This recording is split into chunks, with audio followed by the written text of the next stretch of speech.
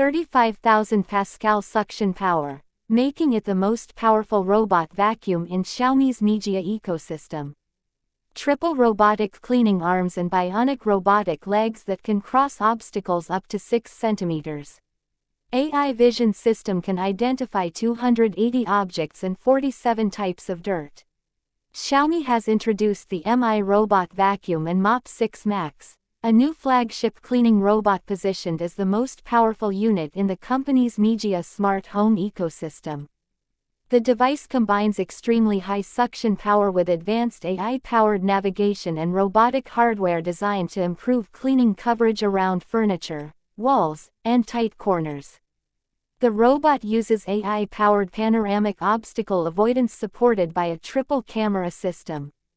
It integrates with the Mi Home app for remote control and supports Xiaomi Voice Assistant for hands-free operation within Xiaomi's smart home ecosystem. The Mi Robot Vacuum and Mop 6 Max has launched in China in 2 versions. The water tank version carries an official price of 6,599 yuan, with the launch price dropping to 5,863 yuan. After China's appliance subsidy, the effective purchase price reaches 4,899 yuan, around $680.